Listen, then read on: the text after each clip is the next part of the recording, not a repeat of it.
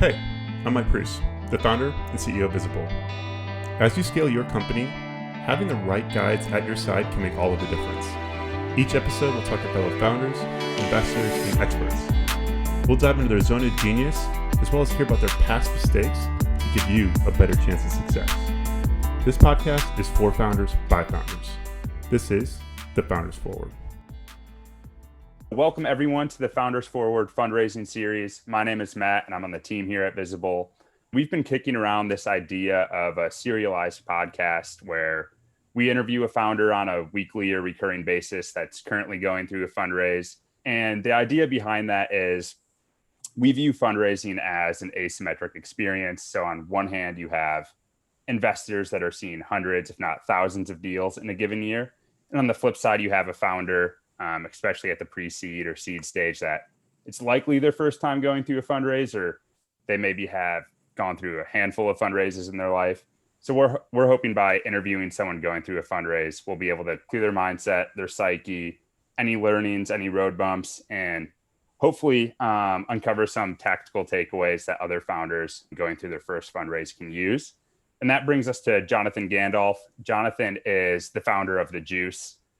He actually reached out to our CEO and myself a couple weeks ago, basically said, hey, I'm going into my first fundraise. Visible has been an awesome resource, which we love to hear. But specifically, he said, Visible has been an incredible resource that has added some clarity to a world that seems so intentionally vague, which I think is spot on. That kind of struck a chord with us. Fundraising certainly feels like a black box if you're not in it day to day. So we figured who better to kind of test this podcast idea with than Jonathan. Thankfully, he agreed to jump on. So Jonathan, welcome. How you doing? I'm doing well. I feel like everything I do right now in my professional life is a experiment. So this fits right in. I'm excited to share a little bit of our journey, and thanks for having us. Awesome. Yeah. Hopefully this turns into something valuable for other founders down the road. To get things started, would love to just dig into your background a little bit. I was looking at LinkedIn.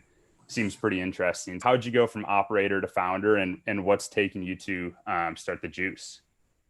Yeah, I've had a little bit of a winding career path, although always in marketing. So I started my career at ExactTarget, was really fortunate for that opportunity. I knew it was unique at the time. I don't think I understood quite how unique that experience was. Even a little bit of serendipity there.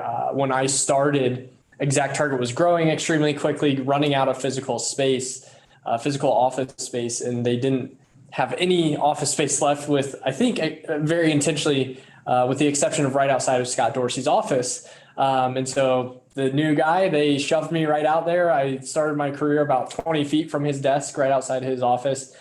Just very informally got to know each other, going to the printer, going to the kitchen, those sorts of things.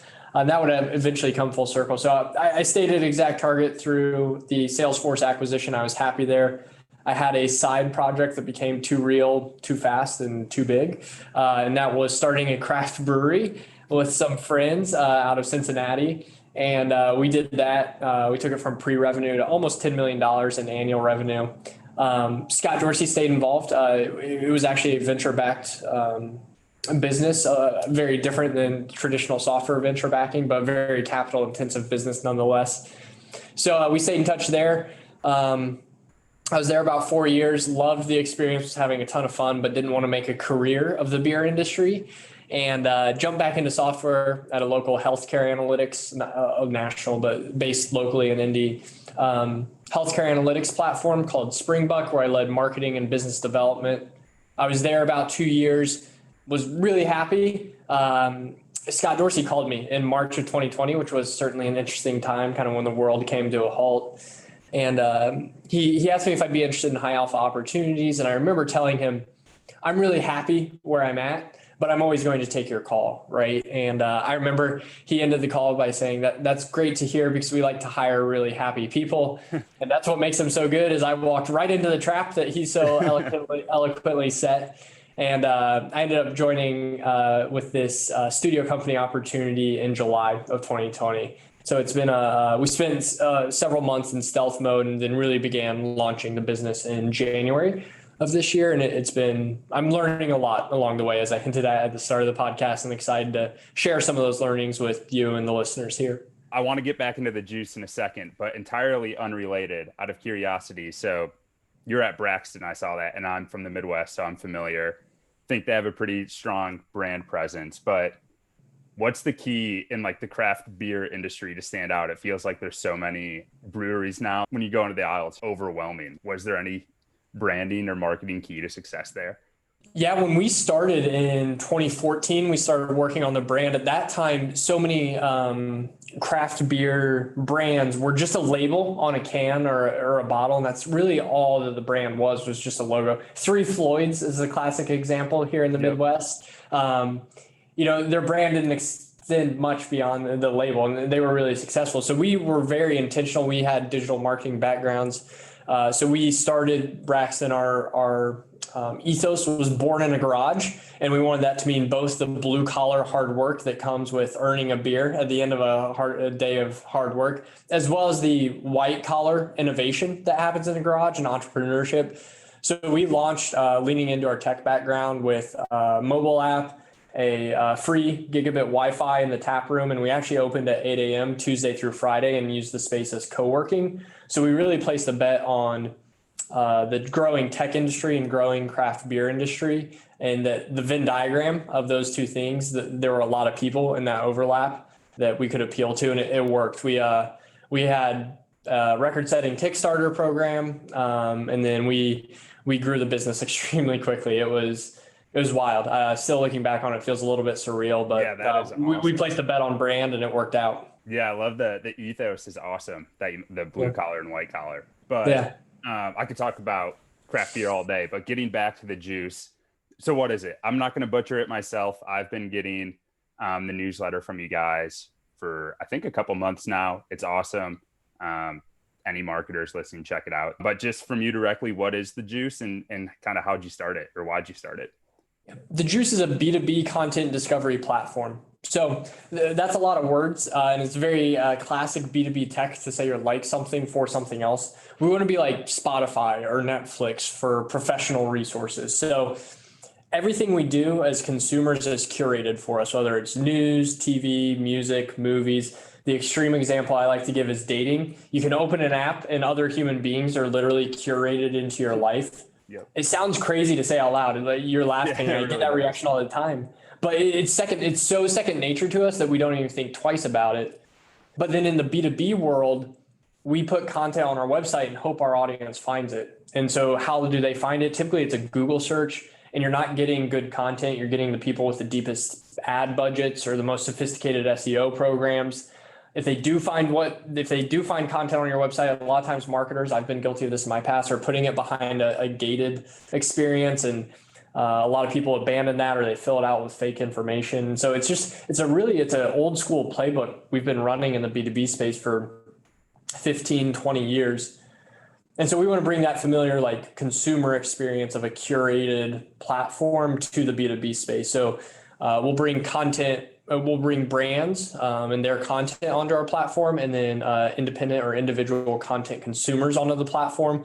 And based on what we know about our consumers from their profile, we'll curate the right content for them. So if you're a VP of marketing, we're going to show you content that's relevant to the VP of marketing role. Or if you're a director of sales, we'll automatically curate sales content to you. So that's the vision. And we think there's a massive opportunity. It's a little bit unique because of the marketplace dynamic, but we're trying to build a really big audience of content consumers. And we believe a lot of marketers will seek out that audience once it's on the platform.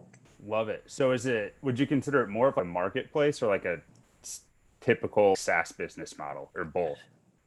Both. So marketplace, there's a supply side and a demand side. A lot of times marketplace to me implies that there's a transaction happening, and there's not between the two sides of our platform. So when we get brands on our platform, that's very much a classic B2B SaaS playbook. And then it's paired with like a very classic B2C playbook of growing a user base for a platform. So it's actually been a little bit unique. I didn't expect this going in, but I've been able to lean on both my B2B experience in digital marketing and marketing leadership, as well as my craft beer experience in growing an audience and using some of the digital playbooks there for the consumer side of our business as well. So you'll be able to charge on both the brand side and like the consumer side then, or is it only one side or to be determined still?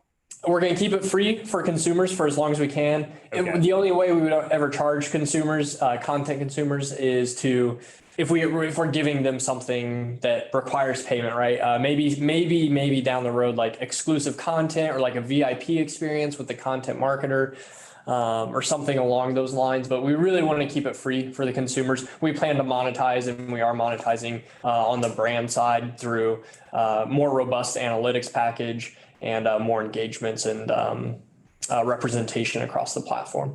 Awesome. All right. So backpedaling a little bit, you kind of touched on High Alpha. I'm familiar myself, but just for anyone out there that doesn't know, kind of what is it and what is like the venture studio model? I think it's a little bit different, and probably some good context to have too, especially going into your fundraise. Absolutely. So High Alpha Venture Studio is part venture capital firm, part accelerator. So we are coming out of kind of the accelerator side, although their venture capital side invests into the accelerator and into our business. So essentially what it means is we're an 8-person company right now, but we have the horsepower of a much larger company because the venture studio model offers us shared services across HR, finance, product design, marketing, and go-to-market. We get to lean into those shared services. And they help us get to scale faster. So it's been really awesome. It's an incredibly talented network. I think we're close to, if not the 30th business they've launched out of the studio model. Wow. So there's a lot of lessons learned, a lot of scar tissue that they have built up over time that we get to benefit from now. And it's been really just an incredible entrepreneurial experience for myself and the team. Yeah. Getting to the point of this now is your fundraise. So when you messaged us, I think 2 or 3 weeks ago, you mentioned you were just finishing up your deck. You're going to go out to raise, and I think this is your first institutional round. So I guess where are you at specifically in the raise? Absolutely. I had a lot of people tell me ahead of time that fundraising was a full-time job. And I was kind of like, yeah, sounds like it. But I in the back of my head, I was like, I don't like, doesn't seem like it should be. It seems pretty straightforward. Do your research, find people, pitch, and kind of it's a sales process, right? Well, that's when I slacked Visible because I started the research process and it was just like dead end after dead end of you're looking for like a nugget of information on, hundreds of different websites that are all built differently, constructed differently, use different words to say the same things.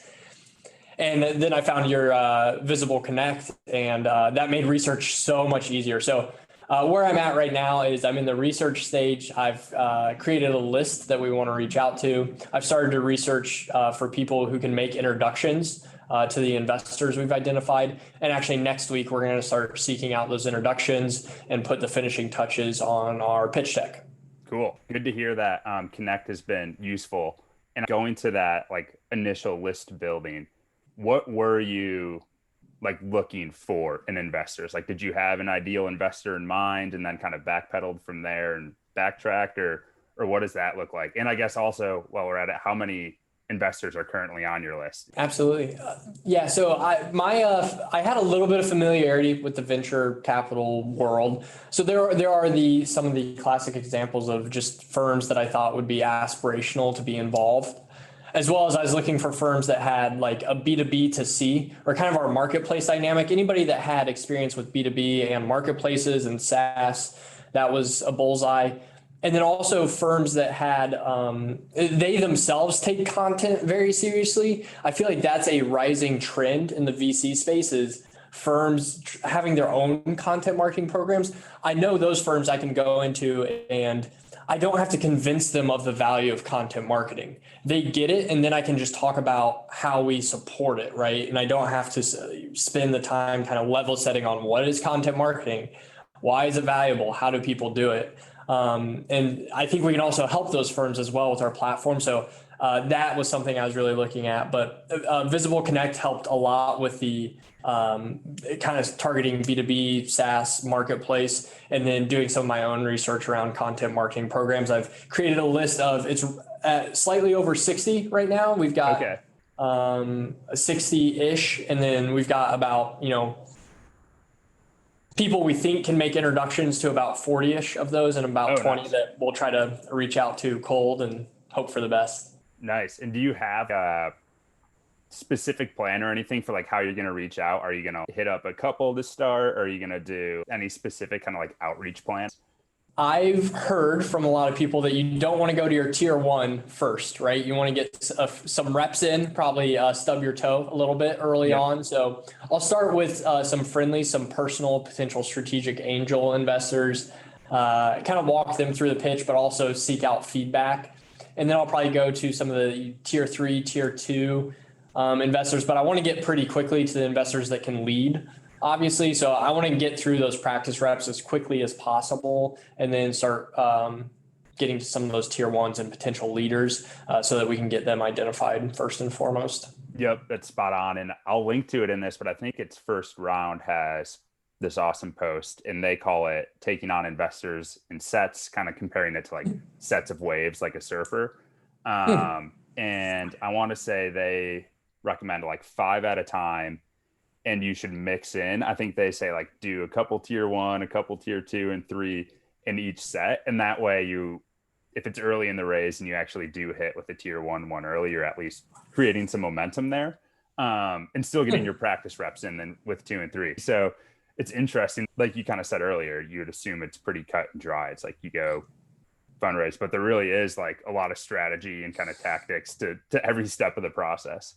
I referenced the sales process earlier, and one of the pieces of feedback I received as I sought out some advice from people I trusted was always be filling the top of funnel. No matter how late stage you get with other investors, like just keep filling the top of funnel. But I love kind of the more strategic wave or the sets of investors. I know this is an audio podcast, but on video, I was just scribbling down some notes. So that's awesome. I can't wait to read that piece of content. That's the type of advice that, I think a lot of people are just figuring out along the way, and it's kind of hard to find, admittedly. And that's where I think you just have to have a lot of conversations like this and learn from people who have been through it before. Exactly. And then, going to your point about the top of funnel too. We interviewed, who was it? Ezra from Starting Line. He's big on fundraising is a relationship-based game. Like I really want to have some conviction and know the person before I fundraise with them. So he's like, I need at least, 6 to 18 months of data points. So it's, he likes to start that conversation early. He wants to be in the top of your funnel, like receiving updates, and then just kind of get stripped through. And then when you're ready to actually go out and raise, it's like, hey, I've been talking to this founder for a year now. Like I've got some conviction and I'm starting to build a trend line too. So there is like the always raising and never raising aspect of it, which I think is interesting. I can't wait to get to that point. That's a whole nother layer that I haven't even thought about yet, but that's certainly sound advice. I'm sure I've had some people already that I've talked to a little bit that, really interested, keep me posted. I'm like, all right, I think I know what that means, but we'll learn along the way. Breaking down then some of the, I guess, like dynamics of your round. So it's the first round of institutional capital for you guys, right? Yeah. So seed round, we're looking to raise 3 million is our target. Okay, cool. And then you don't need to say your valuation or anything, but especially at the seed stage, we hear all the time from founders, like, how do I set my valuation? Pre-revenue, kind of pre-traction metrics. So how do you go about that? I guess the valuation and determining how much to raise. We, given the high alpha model, it's a little bit unique. Our cap table looks different than most businesses at this stage. So there's a little bit of nuance there. We're going to work with that lead investor we hopefully identify, as well as high alpha. We've got a range that we're targeting, but then we're really going to work with that lead on some of the different levers we could pull. Maybe I know this isn't explicitly what you asked, but what we're really looking for is a lead that understands. You asked earlier, are you B2B SaaS? Or are you like marketplace? We want a lead who understands that we want to build an audience of content consumers first and foremost. We're going to have an ARR target, but the primary metric we're going to drive to and we're going to invest against very heavily with this 18 months of runway is growing that member base. And so it's about finding the right investor who understands that business model and has a little bit of patience on the ARR side, because we actually think that'll be our leading indicator is member growth, and our lagging indicator will actually be ARR in the short term. And so it's about finding the right partner that understands that and has the patience as well as some of the expertise in that type of business model. Got it. Makes sense. So for that member number and determining, I think you said $3 million. So did you kind of say, hey, we want our member number to be at this in 18 months and kind of backfill for like what you would need headcount and things like that from there? Exactly. So we've got a target member number, which is we want to be over 60,000, 68,000 to be exact. You can tell I've been in the numbers. Yes. And we've got a target cost per acquisition. So how we acquire members is a combination of paid and organic marketing efforts, as well as some network effects of our actual product. So a little bit of like product-led growth in there as well. And we've started with that end in mind, and then, kind of reverse engineered everything from there. Awesome. Well, we're on the metrics. Do you guys have any metrics in place yet that you're even using in your pitch deck, or what does that look like? We have a number. We have some beta customers, which is great. We have 100K in ARR, even pre-launch. We've got more proposals out right now than we actually have ARR. So our goal this quarter is to double our ARR number, quadruple our member number. So we have over 1,000 members and 100,000 ARR right now. Our goal for the end of this quarter is, and we're on the February fiscal year, so it's end of October for us, is 4,000 members and 200,000 in revenue.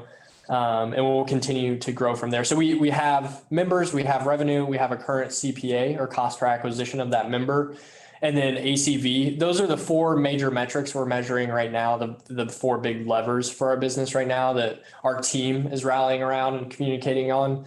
We'll obviously probably get more refined with those numbers as we continue to grow, start considering things like gross margin, payback periods, and all of those fun traditional metrics. But right now, those are the four big numbers we're tracking and sharing with potential investors. Okay. I didn't realize you guys were already generating revenue. So that's exciting. And especially when you have the chance to double it in a quarter. We only have a couple minutes. So I think that kind of sets the stage for where you're at in your raise. Are you going to start reaching out and sitting meetings, or what does that look like? The goal is to next week begin receiving introductions and setting meetings, knowing that'll be, some semblance of back and forth with those individuals, and then also finalizing the pitch deck. So we got, I think, our final round of feedback for now on the pitch deck, and we want to finalize that by the end of next week. So we get introductions next week, likely meetings starting the following week, and it's full speed ahead there. I'm admittedly, this is something that I felt early in the process. It's felt like hurry up and wait a little bit, and there's some like clunkiness early in the process of what do I do first? What do I do next? But I think once we start receiving introductions and we get into that kind of sales process mode, I feel like personally that's something I'll appreciate and hopefully thrive in. Nice. And then really quick too, on the pitch deck, we get quite a bit of questions of just anything pitch deck related. So did you guys draft that internally and then bounce it around to friends and mentors and tweak it in from there? That's exactly what we did, and a cautionary tale there. So we started with a pitch deck. We did exactly what you said, bounce it around for feedback. And what happened was, somebody would say, oh, you should add a slide on go-to-market. You should add a slide on use case. You should add a slide on customer success. And we're like, oh yeah, that's a great point. We'd add it in. And then we presented it to our board yesterday, actually. And they're like, this feels a little Frankenstein. And I'm like, yeah, it's because it absolutely is. Like, duh, like, why didn't I think about that? You kind of take pieces of advice from everywhere. And if you do it all, then you try to connect these convoluted points or Frankenstein slides. And so we started with the deck, it expanded, and now we're retracting some of it back to probably about the size we started with. But it's been a good exercise to make sure we have all those slides are going to end up in the appendix, and they're good for Q&A prep. So it's been an interesting process, but we're really proud with where we're going to end up on that. Love it. Actual last question. We were talking about this before, trying to find some type of gauge for your confidence every week. So scale 1 to 10, where are you at right now, headed into the raise officially? I'll say 6. Okay. I'm supremely confident we'll figure it out. We'll get it done. But it does feel a little clunky at this stage because it's a lot of prep work And I think that prep work is like I said, I think sometimes made it intentionally more difficult than it needs to be. And I think we're ready to get in a rhythm and kind of start the process and build some momentum. Perfect. All right. That does it for week 1. Thank you, Jonathan. And I will talk to you next week. Thank you. That sounds great.